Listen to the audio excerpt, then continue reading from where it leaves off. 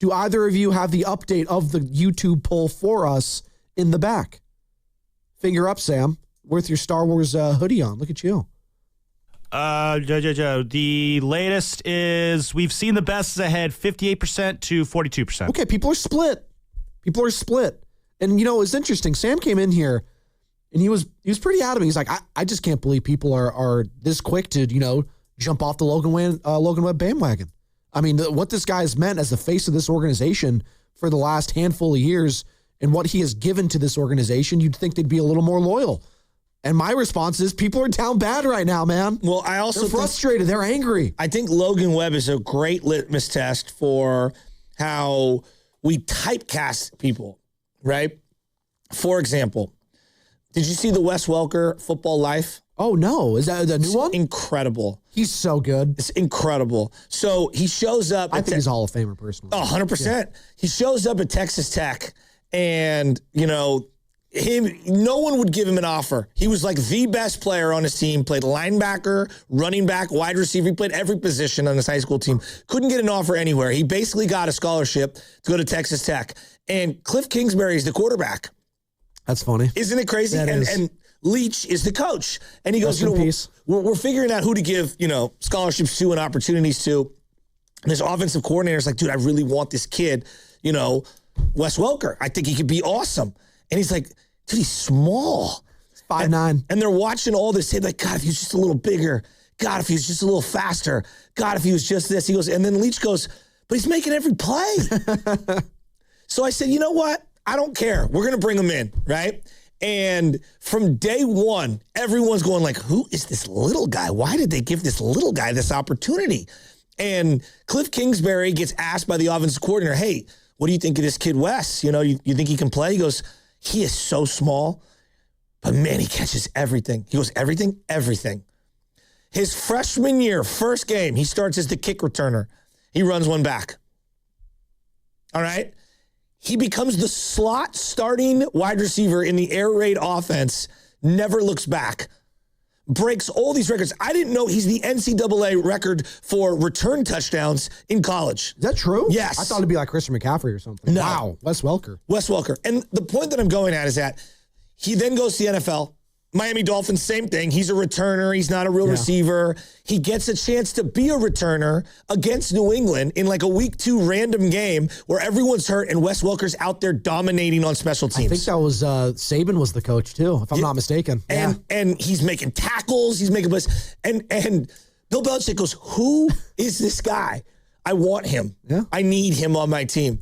And because he wasn't 6'1", because he didn't run a 4.3 40, because he didn't look like a legitimate player, he was overlooked his entire career.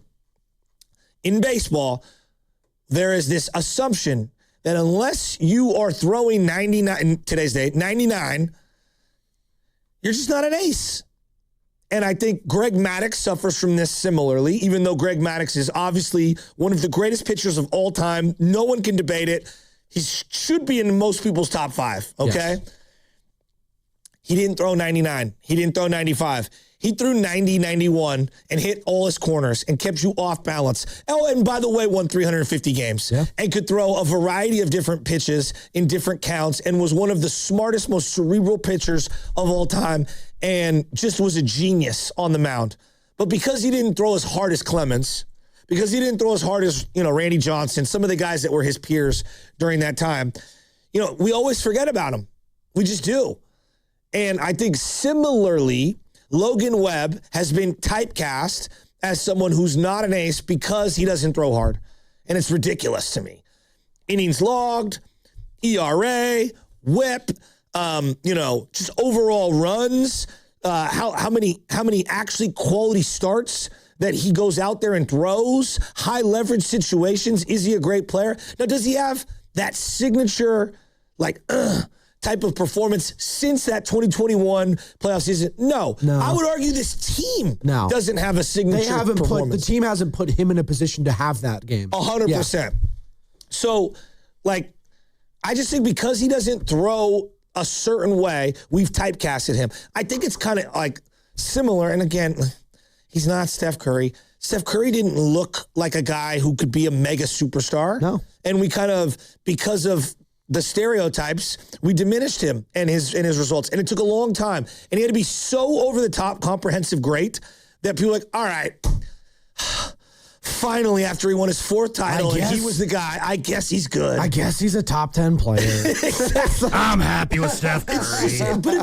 But guys, It's come true. on. It's It took true. forever. Yeah. And again, he's not as good as those two guys I referenced, but I do believe Brock Purdy suffers from this. Yeah. I believe Logan Webb suffers from this because they don't play the game the way we've typecasted what an ace looks like. Like, he now suffers from it, but he gives you ace qualities. And to your point, Joe, the era that they were coming out of when he first started, because he started back in 2019 is when this is the last year of Bochy, right? When he started making his first starts as a San Francisco Giants starting pitcher. And, they were coming out of an era with, they had Kane, Lincecum, Bumgarner, obviously. I think that was Bumgarner's last year as a Giant as well. So they had some of those pieces just now leaving. And what happens? Just like whoever's going to take to a much smaller degree. I'm not comparing Logan Webb to Stephen Curry, who's taking over for him, but they were larger than life figures that they were taking over. I mean, Game 7, Madison Bumgarner is going to live on in history. That still might be the greatest postseason performance we've ever seen in Bay Area sports. That's who he's kind of taken over for. Yes. Now, what did we know that at the time? No, but he's done a hell of a job the last couple of years. I think I'm going to make a cross-sport analogy again here. A lot of Giants fans hold Logan Webb in a regard similar to the way we hold Bryant Young in regard with the 49ers. Just the trusted stud throughout a nothing but just yuck. Yeah. And never had a team around him that was fair to his place in the sense of he was so great, it felt like it was unfair he played on so many bad teams. Right. Do you know what I mean? No, I know exactly what you mean. And I know Chris Mullen did this as well, where it felt unfair. A guy of that talent played with so many bad teams. We were having the conversation yesterday on the show call, and I kind of brought it up in regards to Logan Webb and being like, man, do you ever get to a point as a fan where you love a player so much that you'd be willing to part with him so he can have postseason success somewhere else? Because it'll never happen on the team that you love. At the end of Chris Mullen, the very end, he got traded to the Pacers, and they ended up making it to the finals. But he was like a 7th or 8th man on that team. I mean, I've watched some of the old footage because they just had it up. The Pacers in the playoffs and in the finals that particular year that they ended up going, and he wasn't the same. No. Now, we're not there with Logan Webb. No. Right yet. No, he's 29. He's going to be 30 at the end of this season. No, here's a real conversation with, depending on how this year goes. Can he be trusted as the number one of your staff moving forward? That's a different conversation, right? Has he been an ace the last 5 or 6 years? Yeah, I think he has. I think the results tell you he has. I think when he gets the ball, you assume he's going to win. You assume he's going to give you the ball back in the 7th or 8th inning with a chance to win that game. That's what an ace is, And is he a Hall of Famer? No, he's not a Hall of Famer. No. Matt Cain wasn't a Hall of Famer. No, really good. Yeah, really good. Yeah. Really, really, really good. And so you can be a great pitcher for a team for a long time and not be a Hall of Famer. The threshold is through the roof on those type of players. But that's why I think he's so debated is the typecasting, though, Joe, because he doesn't throw 95, because he doesn't throw 99 in today's day and age. We diminish what he's done. And because the team around him has not been able to play in enough high leverage games to where he's able to demonstrate his value. I agree with that. Paul in Palo Alto wants to join in the conversation. 888-957-9570. Have we seen the best of Logan Webb in a Giants uniform, or are we overreacting this morning as he lost only 62 pitches yesterday, 4 innings, 7 hits, 6 earned runs as the Padres even up the series, 1 game apiece, rubber match today at Oracle Park. Paul, what's up, man? You're on the roast. What's up, guys? Yeah, I think we've seen the best of Logan Webb in a Giants uniform because I think he's one of those pitchers that you probably respect more in a short playoff series than a full regular season. And the Giants aren't going to be in a playoff series probably anytime soon, at least not this year. So I don't think Logan Webb's best days are behind him. I think they're definitely behind him as a Giant. because he's not going to get a chance to really showcase himself when it really matters, like we saw against the Dodgers in the one playoff series he had with the Giants, where he pitched great. And I think that's sad. And it's kind of my point for calling in today was I don't really see the point in blaming any single player because the organization just seems rotted out from A-ball all the way to the big club. Yeah, thanks, Paul. You're cutting out there for a second. I don't think they are rotted out. Actually, no, I don't think so every single one of their minor league spots is at the top of their division right now. Did you know that? I did not know that. Yeah, every single one of their minor league teams is near the top of their division, if not the number one team in that division. Let me look at it right now. Giants top prospects. I think this is the highest we've been on the prospects in years, Joe. I think Giants fans would be surprised about how many are actually in the top 100 of the again, take that for what it's worth. It's always you go to MLB.com, MLB Pipeline. They always have a bunch of different people. But I go right now, I get all the way to 18. Bryce Eldridge is obviously still technically a part of that. And then you go down, you get, I hope I'm pronouncing these correctly, Josuar Gonzalez, who's one of the shortstop prospects you're talking about. They've got like 3 or 4 that are coming. Exactly. And then you keep going down and down. You scroll down. You get Luis Hernandez, another one, top 100. Johnny Level, another shortstop. Johnny Level might be their best player right now in the minors. That's 4 people right there. When's the last time you could say that about the Giants? Not for years, it feels like anyways, right? I would be happy to have somebody in the 90s. Yeah, that's facts. No, I'm serious. Yes. That's what I'm saying. So, it's working in the MLB pipeline, in AAA, in AA, in single A, but you want to see the fruits of those labors pay off now. That's why if Bryce Eldridge hits, it would be such a big deal for this season. Have you been impressed with Bryce? He ripped one down the line, and I thought the first baseman made a hell of a backhand play on it. And then he had a really nice hit to left field going the other way. It really was Brandon Belt-like because of his stature and the way that ball just kind of teardropped in. Didn't strike out, which I appreciate. He's been more discerning, I feel like, at the plate a little bit. He popped one up. But you know what? I actually don't hate the approach. And if he just is looking to take some walks at times, I wouldn't mind that. Tony Vitello was asked about, the lack of home runs compared to the on-base percentage before the game. He's like, yeah, I don't really care about the home runs. I know that's a trend in baseball. I care more about the on-base percentage. That's indicative of if we're not getting guys on base, we can't score. And our offense is depleted right now, and we need to get on base. So if Bryce somehow turns to being like an on-base percentage machine, I'm not saying he's going to do that.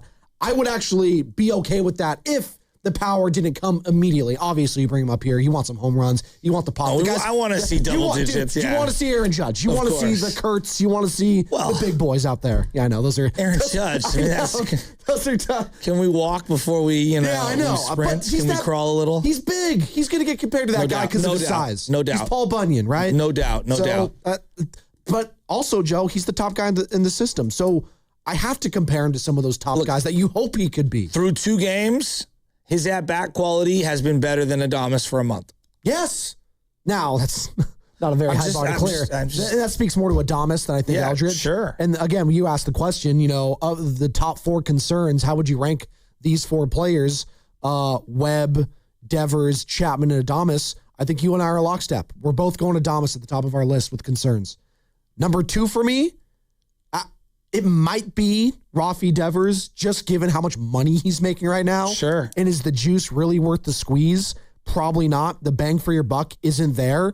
Then I would go Logan Webb, and then I would go Matt Chapman, because Chapman's, and I know Richie and Queens calling earlier, he's really concerned about him. Chapman's like this, though.